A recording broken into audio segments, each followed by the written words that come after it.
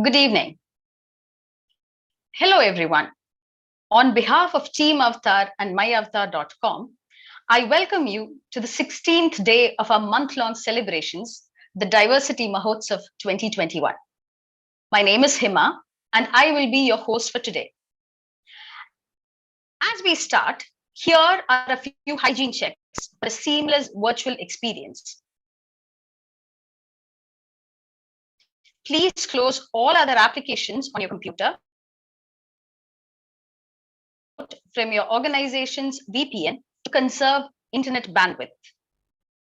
Once again, extremely thrilled and delighted to welcome you all to the 16th day of Diversity Mahotsav. What is diversity all about?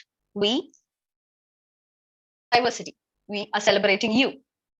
Diversity Mahotsav is presented by myavatar.com, India's only diversity portal with jobs, events, skill programs, webinars, and more for all the underrepresented groups at the workplace. For those who have joined us today, we are delighted to have you on board. We hope you would join us this month with some exciting sessions and loads of learning. We would like to thank our partners for Diversity Mahotsav 2021. Ideology partners, Cognizant, HCL Technologies Limited, and Strive.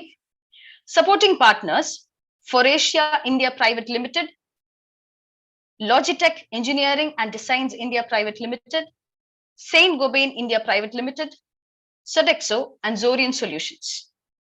And community partner, NASCOM. Our social media hashtags are Diversity Mahotsav, hashtag Diversity Mahotsav, and hashtag Celebrating Diversity. We look forward to you posting your experience at Diversity Mahotsav on your social media handles using these hashtags. We heard from Dr. Soundarya Rajesh, founder president at Avatar Group, talk about the critical components of inclusion. Speaking of the various elements of establishing an inclusive workplace, it is critical to constantly monitor how inclusive the workplace is. So how do we know if someone is not feeling included at the workplace? Let's begin our 16th day with the 16th edition of Sound Bites, a series where our founder president, Dr. Soundarya Rajesh, clarifies some of the pertinent questions that he has been addressing on various topics of diversity, equity, and inclusion in her 21-year career of being the subject matter expert in DEI. Dr. Soundarya is an award-winning pioneer in the field as she explains the importance of equitable workplaces. Her work in this phase of DEI is unparalleled in the country. Dr. Soundarya Rajesh, a social entrepreneur who has won several accolades and awards such as 100 Women Achiever, Web Wonder Women, Winds of Change 2019 Award, Women Transforming India Award, Golden Aviator Award, Asia's Most Innovative Diversity and Inclusive Leaders Award, and so on, was once a second career woman who acted against the inequalities posed by the corporate world in recruiting women candidates on a career break.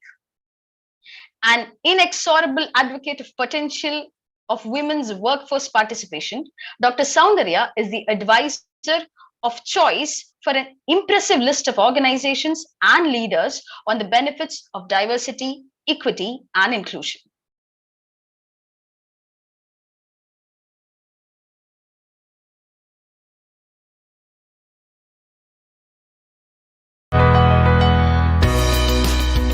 There are two ways, very simple tests to check if someone in your team is not feeling very included. The first is called the minority demographic test. And by this, what I mean is that employees who may belong to a minority demographic usually lack quality relationships at work, and they could have experienced a failure in the workplace to actually connect. So this is one test.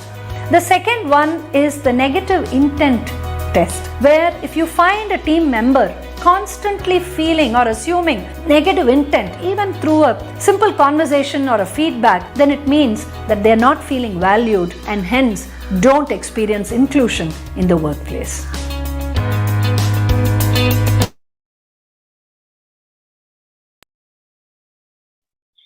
Thank you so much, Dr. Soundarya, for that insightful explanation of the two litmus tests that can help organizations check if someone is not feeling included in the team. Today, in our segment, Women in E-commerce, we have Isha Sharma, Marketing Manager Online, Logitech Engineering and Designs India Private Limited, who will deliver a session on steering your career in digital marketing. Isha has 8+ years experience in brand marketing, e-commerce, digital and content marketing, ad sales, account management, strategy, and operations. After working with some of the best brands in India like Bajaj Allianz and Myntra, today she's working as e-tail marketing manager with Logitech, driving marketing for a truly global brand for an Indian landscape on Amazon and Flipkart. She specializes in performance and integrated marketing campaigns in e-com space with focus on getting high ROI on paid media.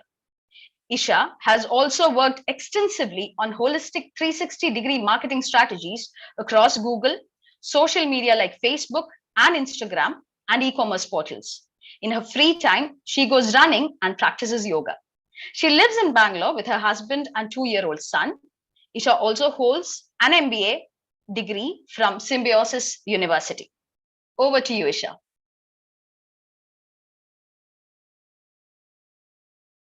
Hello, everyone. My name is Isha Sharma, and I'm so happy to be part of the Diversity Mahotsav organized by Avtar. In my current role, I'm right now working as e-tail marketing manager with Logitech. So before I jump right into the presentation that I have for you today, which happens to be on e-commerce marketing, I want to take some time to briefly introduce myself formally and let you know how my career progression has been over the years. I have around 8+ years of experience in online and digital marketing, but it did not always start like that. I did not originally plan to be here where I am today.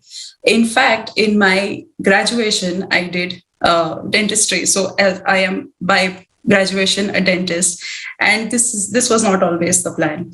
I did actually practice for a year, and it was somewhere around that time that I realized that maybe this is not what I want to be doing for my career.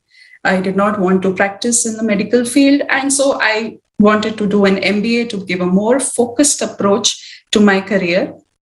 And once I did the MBA, I landed up my first job as a management trainee in Bajaj Allianz, which is a renowned insurer. So once that happened, as a management trainee, I had the freedom to pick and choose my projects. And I went on talking to my managers, to my leadership, and I wanted projects that were more B2C related, the projects that would give me an opportunity to work with a digital sales team, to work with a website management team. And that was really fruitful. I really enjoyed doing that. And post that, I decided to move on to another brand, which was Bharti AXA.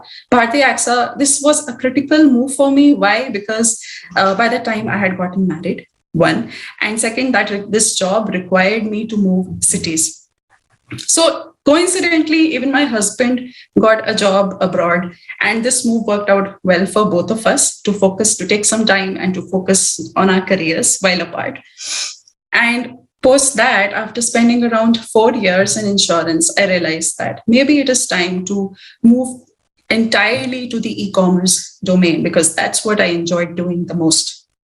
I mean, I got plenty of opportunities within the insurance space, and then I wanted to kind of slowly shift to an entirely e-commerce career. So that's when the opportunity for Myntra came along. I was super excited to work for Myntra.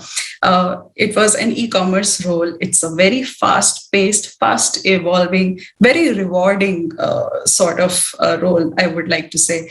I handled menswear brands business there.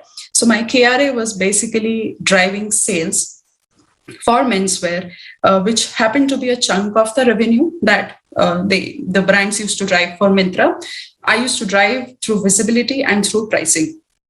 So as I said, it was very fast. It was very rewarding in the sense that my campaigns would go live almost daily. So I had to always be on my toes, but I was loving it. There were days when it did not go well because you would know how your campaign is performing within a few minutes of it going live. So, yes, exciting. Yes, a lot of learning that happened over that time. And then eventually I realized that I need to move into something else. After spending around close to 2 years in Myntra, I decided it was time for a change. And then I moved to Logitech. Logitech, as you know, is a multinational brand. I was so excited to be working for a brand. It was sort of like moving to the opposite direction for me. Like in Myntra, I was handling multiple brands and their marketing on the app, how their banners look like, display marketing, and everything. Now I'm moving to Logitech and I'm now working in the role of e-tail marketing manager, basically handling their visibility on all the e-commerce websites. So there is Amazon, there is Flipkart, and then there are other smaller e-commerce apps that Logitech is present on. This also happened to be another big change coming in my life where I became a mother. And yes, initially it was very difficult handling a career, handling a job, a baby in a pandemic time. It wasn't easy at all. And but slowly, eventually, you start getting the hang of it. You start learning how to manage your time. You start learning how to multitask. I think that comes naturally to mothers. I mean, it's required at some stage or the other. And today, I would say that maybe I'm a champion of time management, and maybe my multitasking skills have contributed to a lot of it.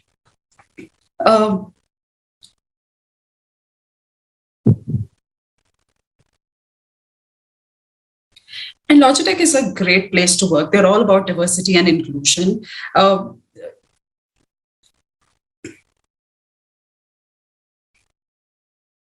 In fact, the leadership also takes cognizance of the fact of how hard their employees are working in this pandemic world.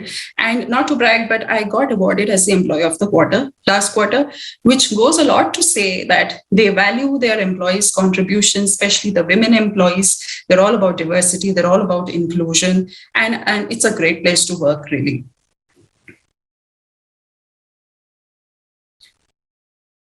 So that's it about my introduction. I will now be going ahead into the presentation that I've made, and I'm so happy to be sharing that with you on e-commerce marketing. So to quickly take you through what we'll be talking about, it's always good to know what all is coming your way. I will be covering e-commerce marketing. What is e-commerce marketing? E-commerce advertising, types of e-commerce marketing, some marketing tips, e-commerce marketing strategy, and the career options that are available in this field.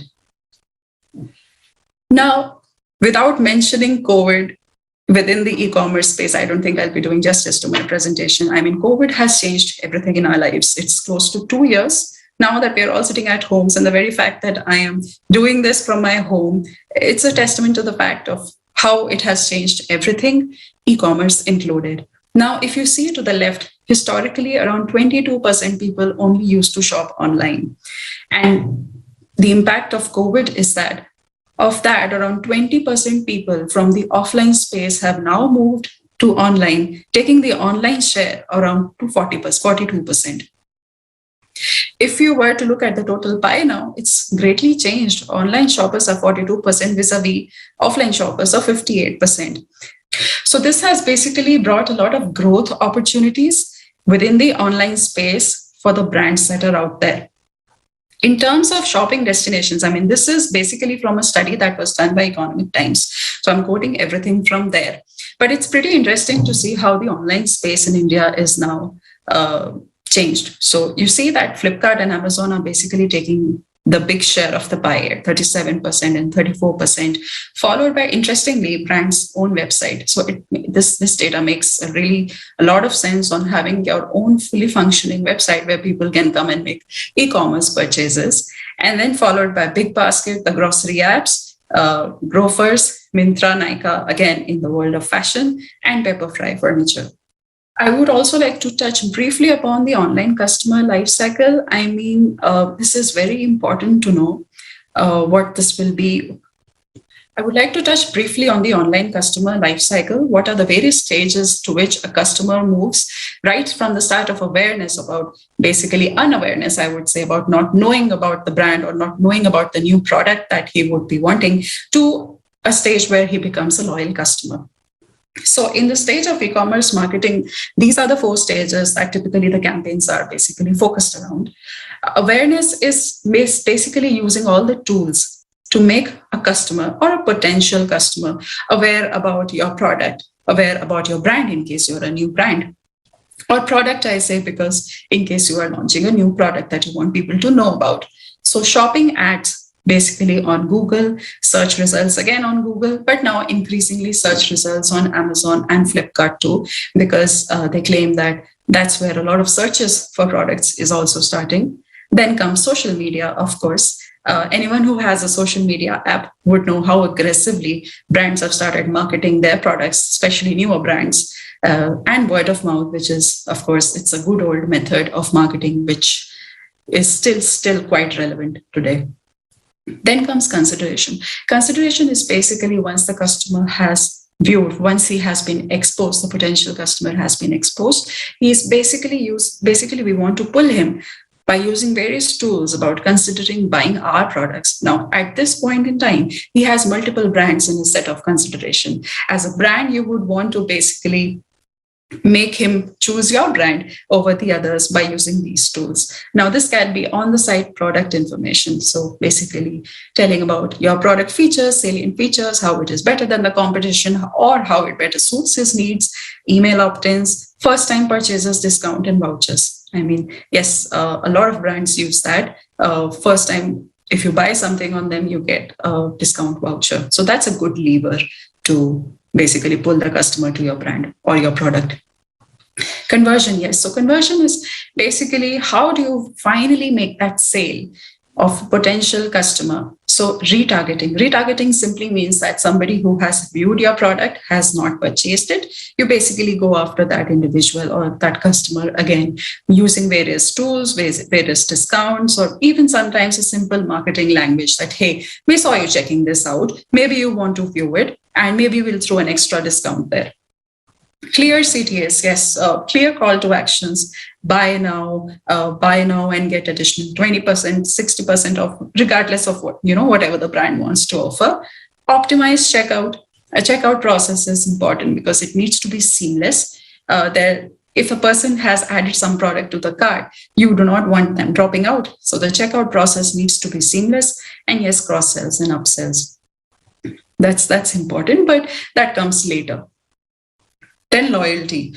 So let's say a customer is converted, a sale has happened. How do you keep the person, how do you keep that customer engaged for a potential repeat sale? You offer a loyalty program, you offer bonuses, you offer personalized marketing, which I will be covering in the later slide, which is quite interesting actually, and referral incentives, which is referral incentives has been an ongoing scheme. It's been around forever.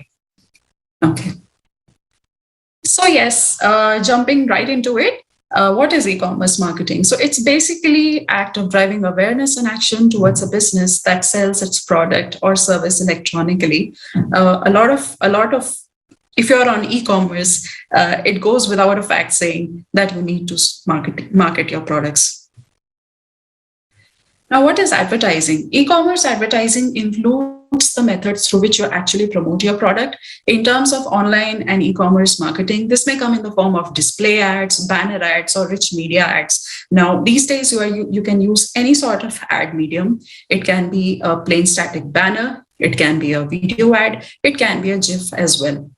But it's a highly effective method to implement by developing your e-commerce marketing strategy so that you can focus on your product or a service promotion. So a lot of brands are using it, whether the product is tangible or intangible. Intangible, yes, let's say insurance, because it's a very intangible product. It just comes as a document in your mailbox or sometimes as a document in your email box. So how do you use all these levers to convince the customer that why you're better than the other brand and why you're more suited to their interests? And ultimately, it always comes down to showing the right content in the right time, regardless of what form of ads you're using. No matter what type of ad you're showing to the customer, whether it is a static, it is a video, it actually matters a lot about where the customer is in his buying cycle. And depending on that, the right content is being shown to him. Types of e-commerce marketing. I will be touching upon briefly on everything here, but I will be focusing more on which I have a more hands-on experience and which I have driven extensively. So social media marketing, content marketing, search engine marketing, email marketing, influencer, and affiliate marketing. Social media marketing. So, I mean, anyone, like I said, whoever has a social media app on their phone, Instagram, Facebook, Twitter, will basically know what social media ads are about. There is a lot of retargeting happening there. The moment you browse something on an app and then you go on your social media, there is a lot of programmatic buying, that programmatic targeting that happens, that basically pull you back to the product that you viewed.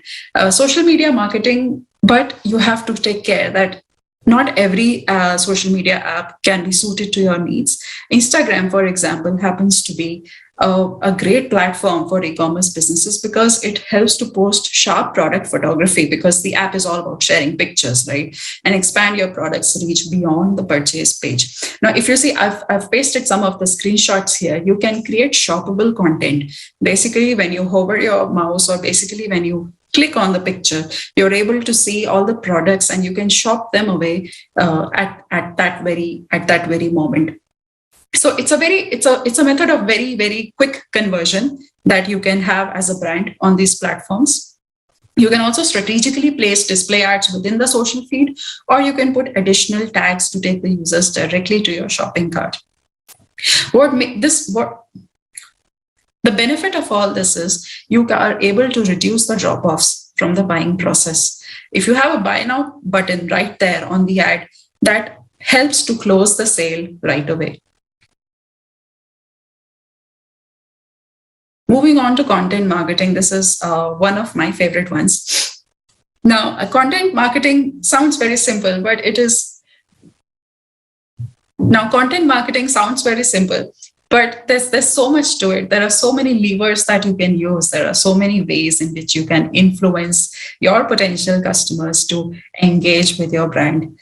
Starting is with the product page copy. Now, if you have a website, it's very important to have all of your content search engine optimized. You need to use all the keywords so that Google Crawler is able to pick your website's search results right up there when a particular person is typing those keywords, or when he's looking for a product or service that you cater to. It also helps to post FAQs. It also helps to post how-tos on your page, because this is what normally people type as search queries. And if those match with your page's results, it will help the user too. It also helps to post a FAQ sort of page or a how-to sort of page on your website, because this helps a person, because that's normally the query that they type on Google. And so this will make your search results more relevant when the Google crawler crawls on all the websites on the search. Video content, no matter what sort of platform you are posting in, video content is the latest thing. So if you have a YouTube channel, you should post product videos here. Like I have pasted the example of Logitech keyboard that recently is a new launch. It helps create buzz. If you have a Facebook page, you should post your videos. If you have an Instagram, you should post videos. The plus point that video content has over the others is, one, it is more engaging. You are able to get all these parameters that will help, all these KPIs that will help you basically know how your campaign has performed.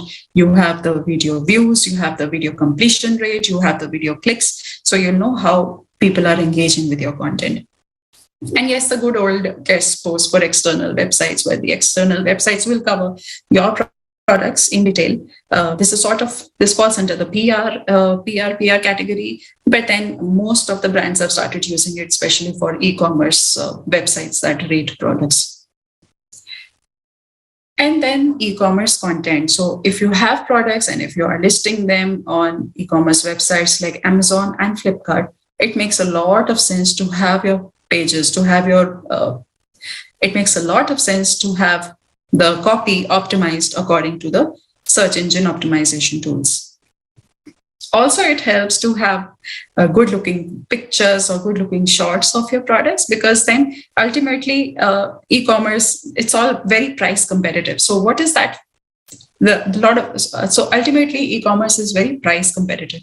You will not be the only brand who will be functioning out there to compete for the ultimate user. But so what makes you different? So your content is what makes you different. Yes, of course, your product, but if the user is in a fix, he will take something that is more appealing to him. So content comes in handy then. Okay, search engine marketing. Yes, again, going back to what I said about content, this is a subset of that. So in order to basically be the first one to appear on search results, you need to use all the levers that Google has. Google AdWords, search engine optimization, which is basically using the copy, and then search engine marketing, where you can bid on the AdWords through Google AdWords tool, and Google Display Network. Google Display Network is quite effective, as you see in this example here. Google has this network that is across the website, across the world, and they all have slots for ads. And basically, you can buy the package there, and you can put your. So Google has this vast network called Google Display Network that's spread across the websites across the world. And basis your needs, they will tailor it so that you can have your targeted ad placed for your targeted consumers to see. Coming to Amazon and Flipkart search advertising. So yes, it is a largely changing scenario that normally we used to think that search is starting on Google. A lot of searches are also starting on Amazon and Flipkart. It's a global trend, and the shift has been gradual. A lot of people now, for example, start typing brand searches on Amazon. So yes, it's very important that you're visible there as well. The branded searches can be anything, let's say for a Logitech mouse, Logitech keyboard. So it's important, if someone is searching for your brand name, your ad appears there first, or your product appears there first. So the methodology is the same, but yes, the platforms are different, and the discoverability is very, very critical. I've shared some examples here that we as a brand Logitech do on Amazon and Flipkart, so that our products are available on high traffic keywords. Email marketing. It might sound old school, but it is still so relevant. And I'll tell you why.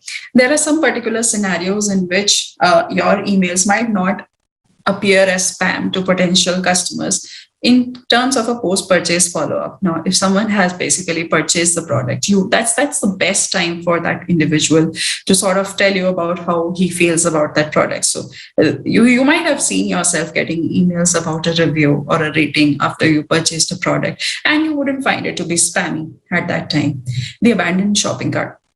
So basically, you have bought something, and you have added something to your cart, and you have not really completed the purchase. Now, at this point in time, you are a very high intent customer to the app that you were making that purchase on, and it's very critical for them to not let you go, because you have made that decision that you want, of all the products that are available, you want to basically buy that product, and you have not really converted as a sale for them. So an abandoned shopping cart email basically would sound like, hey, hello, you were looking at these products. Mind if we tell you more about them? Or how would you like an extra 10% discount? Or how would you like a coupon to complete your purchase? So this goes a long way to basically help convert that potential sale. Influencer marketing.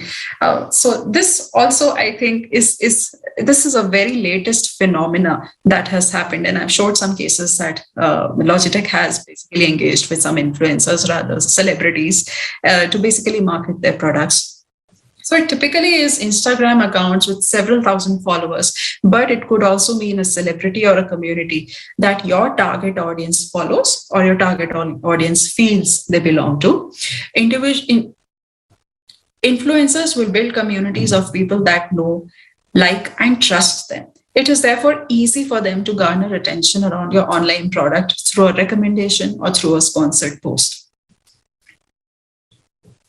So typically as a brand, what we do is we'll engage a lot of influencers, big and small, and we'll have them on a retainer. And this basically goes throughout the quarter or sometimes even throughout the year. So as and when, we have a new product launching, Logitech will engage them and they will promote the new product launch on their pages. And we've seen it doing remarkably well. For example, we have under the Logitech umbrella, it's not just a single brand. We have a brand called Logitech G. Logitech G basically is a gaming brand. So there are a lot of gaming influencers. It would not make sense to have an influencer like Minty in this to post about gaming stuff. So we have a lot of influencers within Indian community who cater to a gaming audience, post about us. So that really is working well for us. Affiliate marketing, I'll briefly touch upon this, but affiliate marketing is basically a popular tactic to drive sales and generate significant online revenue. It is extremely beneficial to both brands and marketers, and they help new push towards less traditional marketing tactics. Basically, these are the people, these are individual entities, and they are sometimes small firms also who use Amazon Associates, which is Amazon's affiliate marketing program's name, and Flipkart affiliate program.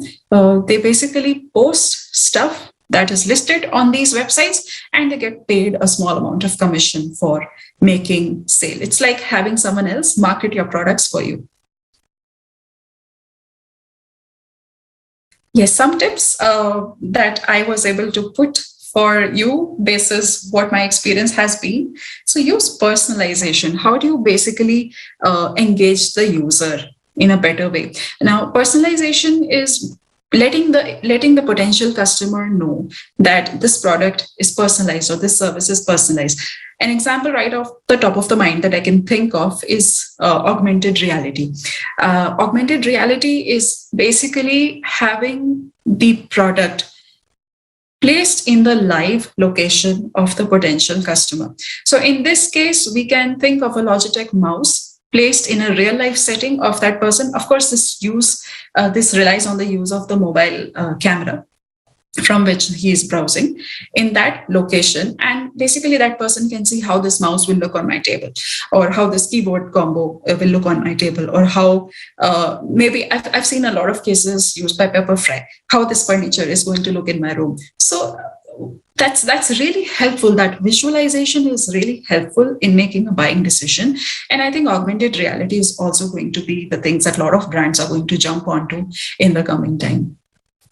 User-generated content. This is another critical one. There is a very popular user-generated content example that Coke did. It was called Grab a Coke. And you could basically have your name that was on the bottle of the Coke. It was an online contest, I think, and it was very engaging. It's a popular case study now of user-generated content.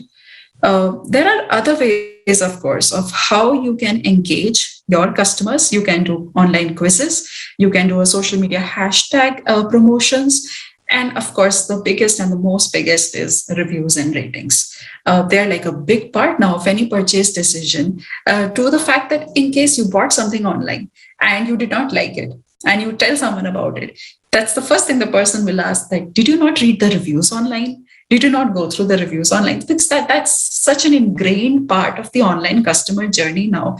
I myself cannot find myself shopping something online without reading the reviews. If it's a new product, then it's a different thing. But if the product has been staying in the market for more than the last 6 months, it makes a lot of sense to go through the reviews and ratings, which is a great use of user-generated content. Build a loyalty program. Yes, we briefly spoke about this earlier. Now, you need to define your loyal customer. A loyal customer can be someone who has done repeat purchases, but it can also be someone who actively engages with your social network profile, or someone who posts a lot about you on their social pages. So that's a loyal customer right there. You need to have a loyalty program that basically can be in the form of discounts, in the form of coupons, in forms of referrals. It's important to have that in place. Next is invest in live chat. I'm sure if anyone who has made an order through Zomato or through Swiggy, they would have come across the use of chatbots. So live chat is, you don't need to have a whole room of a customer care team that would basically be sitting and chatting live. Now, if you're a small business, you can invest in a chatbot.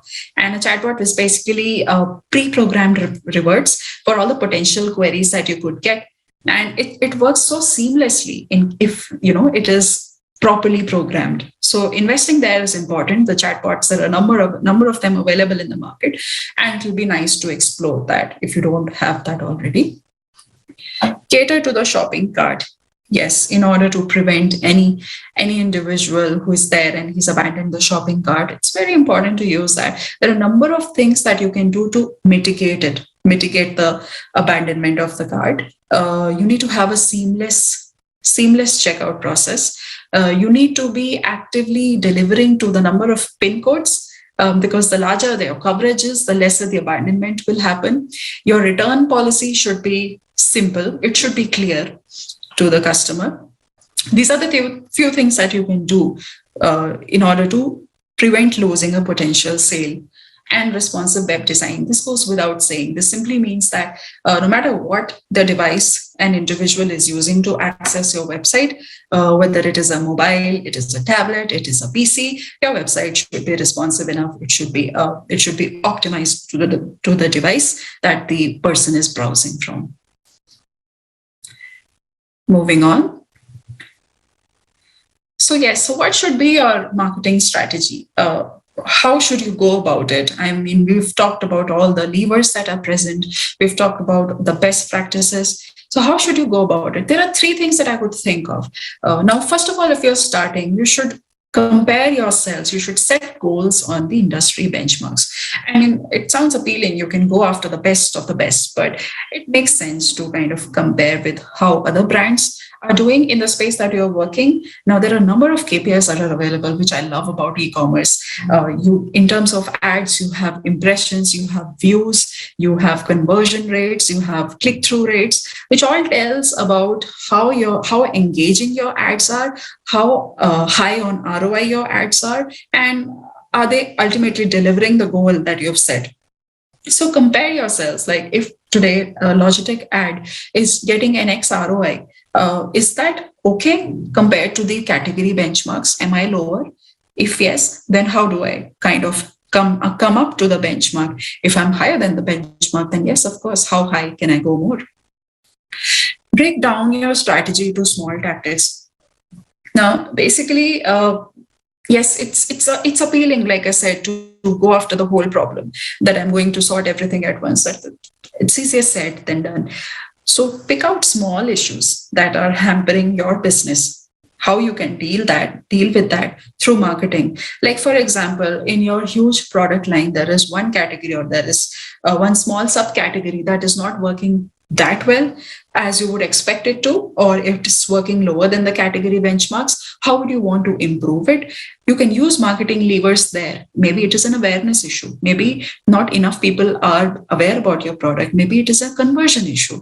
Your product might be looking appealing. Maybe it is priced a little higher than the competition. Can you do something about pricing? Or maybe if you want to operate in a more premium segment, your product is not appealing to the segment that you're currently catering to. So these are the small things that you could break down and deal with individually.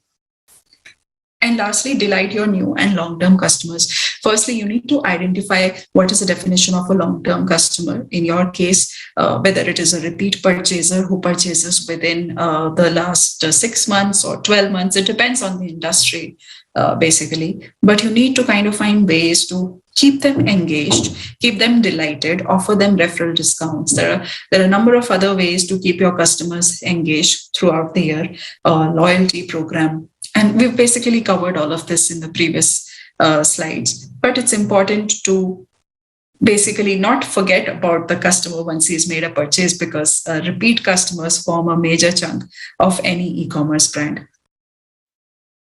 It sounds basically very focused, e-commerce marketing, but there are so many job profiles that are available under it. E-commerce marketing manager, yes, as a whole, someone who would be overseeing an e-commerce strategy from start to end. So basically, it can be a strategy implementation. Before that, it can be a planning of all the marketing budgets that you have, and basically planning of where you want to put how much money and how much ROI you would be expecting using various levers that we just talked about.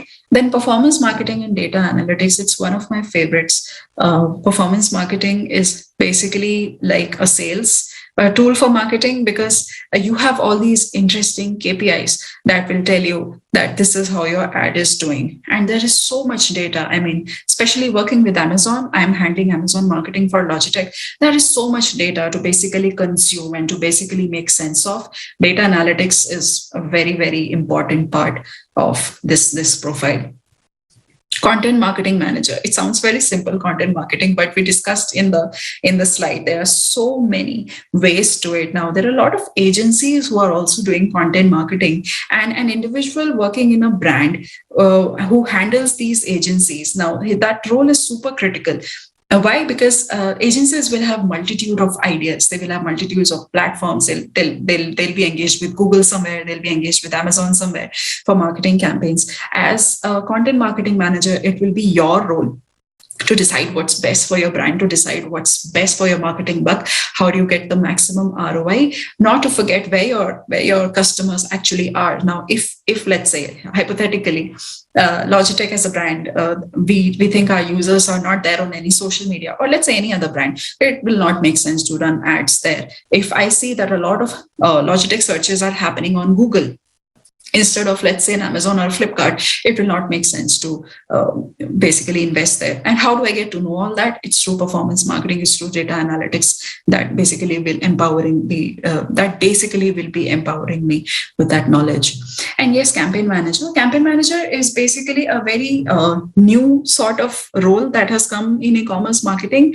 Earlier, it was only restricted to Google AdWords, where an individual would basically be solely responsible for handling the account of Google AdWords.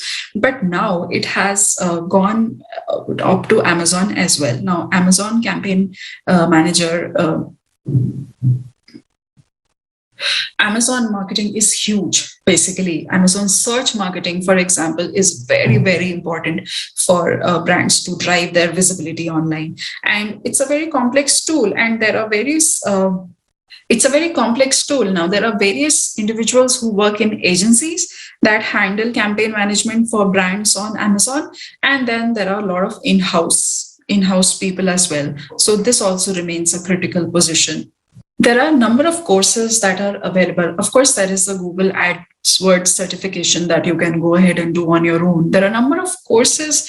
I mean, thanks to COVID, there are a lot of courses that were not originally available online. They're now available online. You can try courses on Amazon. You can find courses on Amazon Marketing, on Coursera. You can find on other websites that are available. But the one on Coursera, I find that, I mean, thanks to COVID, there are a lot of courses that were not originally available online. Now everything has sort of moved there. You can find Google AdWords course online. You can also find Amazon course online. And they will, if you are looking to be working in the role of a campaign manager, then there are plenty of sources that you can go through.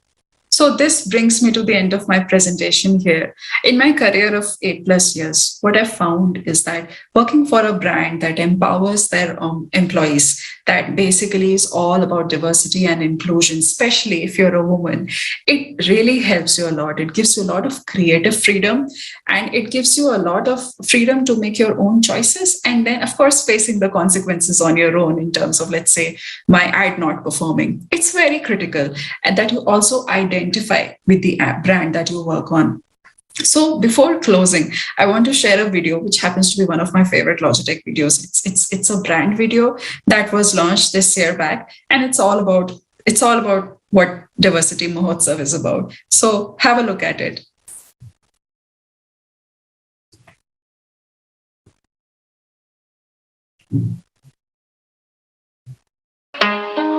We stand here in defiance. That's right. We the makers. We the groundbreakers. We the creators. The screamers. And dreamers. We defy expectations, perceptions, and misconceptions. We defy what logic says we should look like, sound like, be like. We defy genres, algorithms, and entire industries. See, we defy that little voice that says, oh no, we can't, with a roar back that says, oh yes, we will.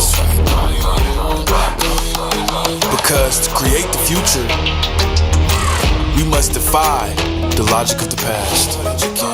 We must defy logic. Call me by your name.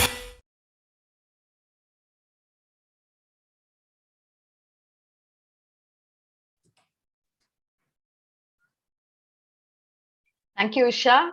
That was a wonderful session, brilliant content.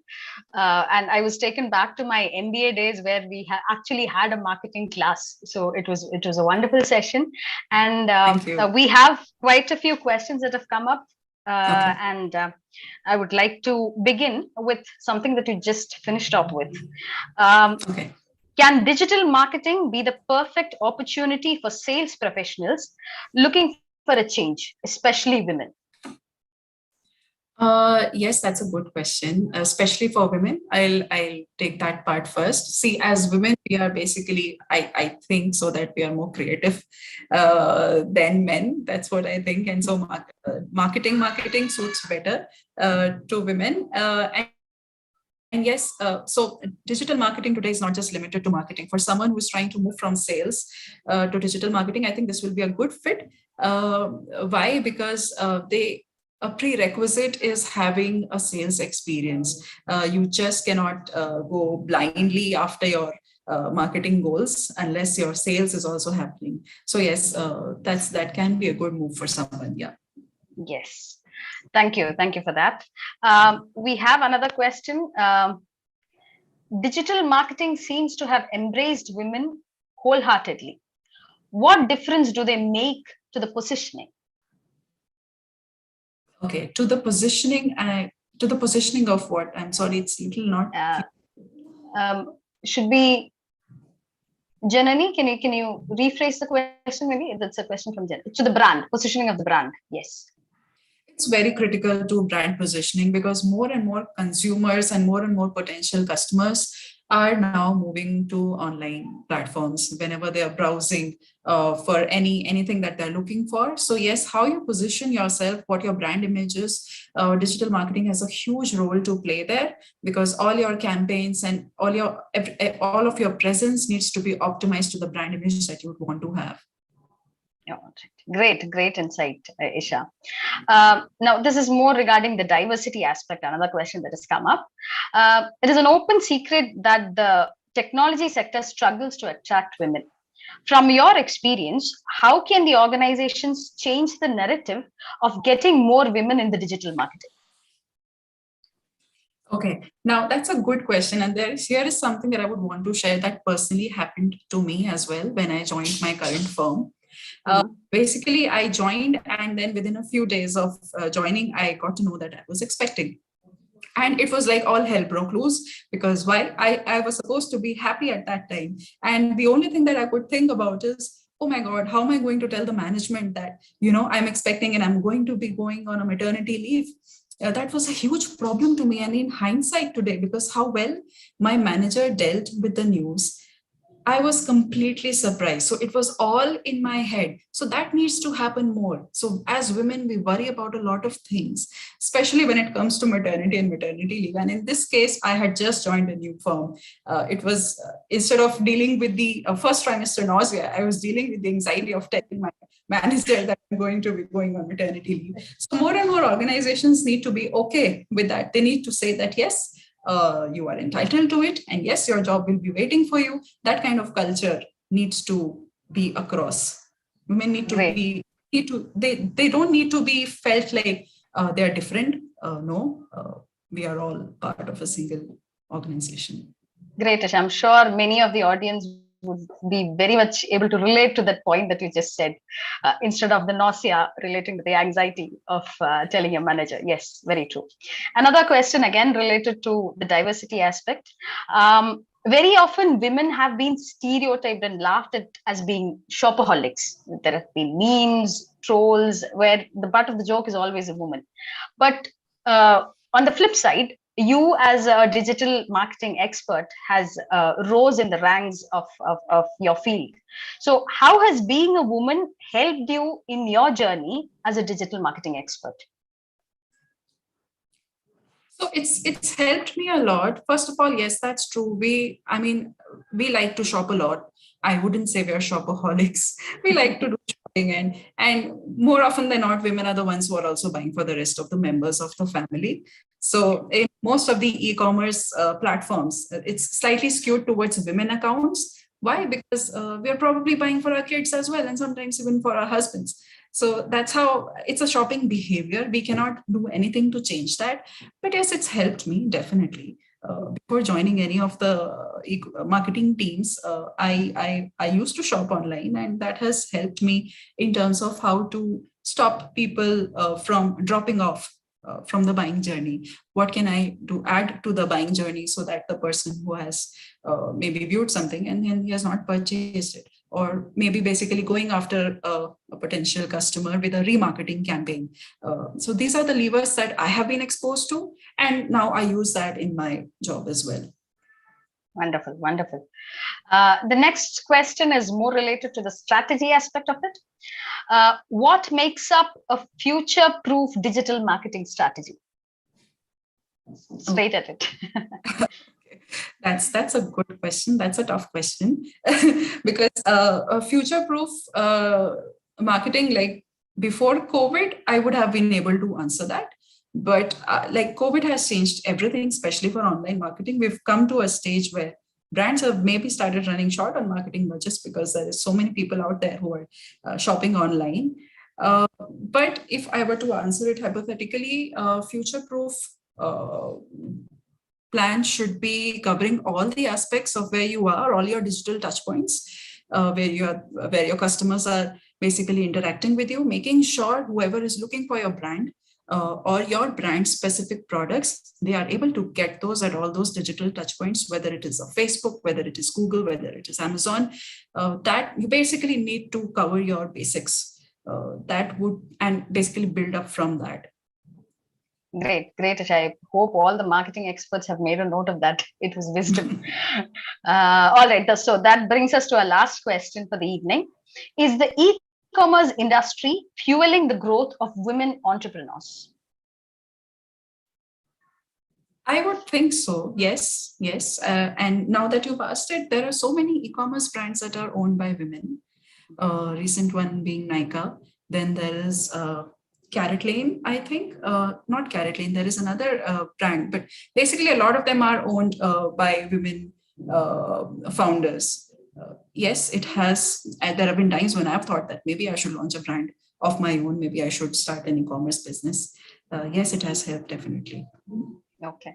We have time for one more question. And I think, can you describe a digital marketing campaign that you worked on recently? If that's one post your career return, it would be great to know. A digital marketing campaign.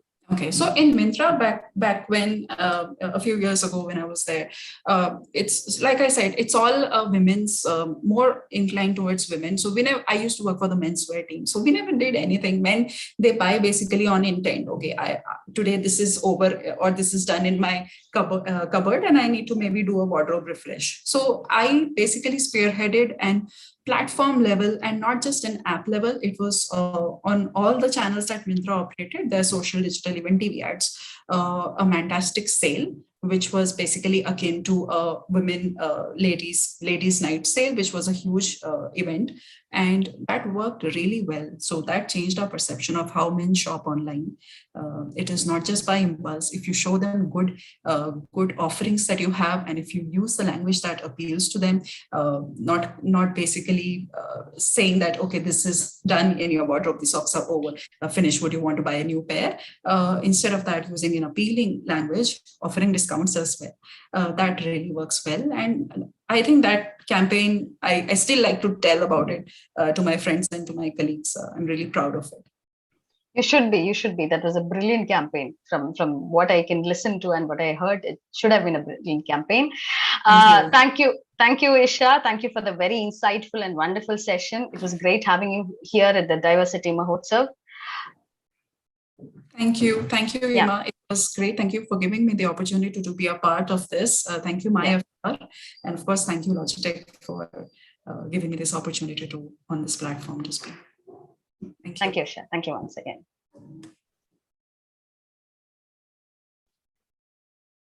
Tomorrow in our segment, returning from a break, we have Mr. Bhaskar Shastri, Director, Projects, Cognizant, who will deliver a session on the eternal dilemma, conquering the mental chatter.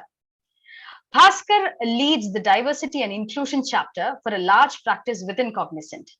With over 2 decades of experience playing several global roles in IT consulting, he has been leading global practices, managing delivery and crafting solutions for customers across the globe.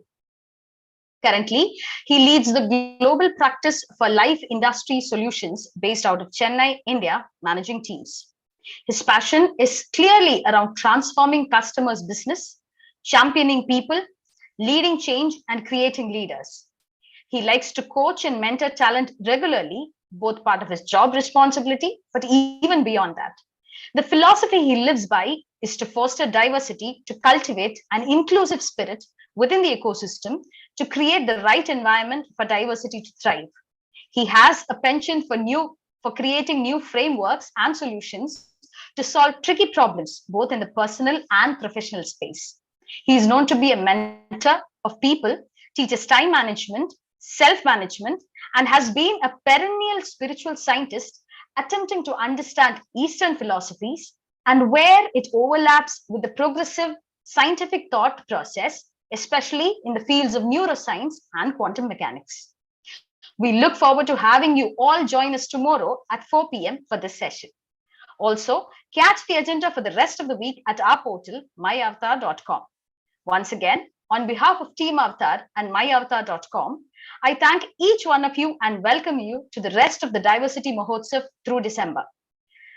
Once again, we would like to thank our partners, Ideology Partner, Cognizant, HCL Technologies Limited, and Strive, supporting partners, Forasia India Private Limited, Logitech Engineering and Designs India Private Limited, Saint Gobain India Private Limited, Sodexo, and Zorian Solutions.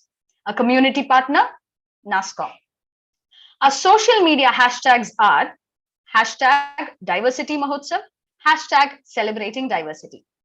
Do post your experience at Diversity Mahotsav on your social media handles with the hashtags. If you haven't registered yourself at myavatar.com, please log on today at myavatar.com and register yourself. Explore various opportunities and activities at our portal that celebrate diversity. Browse through to find jobs that might suit your skill set, read articles of interest, and upskill yourself through various webinars conducted exclusively for you. Do join us tomorrow sharp at 4 p.m. for yet another insightful session. You can also view the Diversity Mahotsav series on our YouTube channel, Avatar, the Power of Diversity. The link is posted in the chat box. In case you missed our previous day's sessions, please do click on the YouTube link to watch our previous episodes. This is Hema signing off. Till then, have a great evening and stay safe.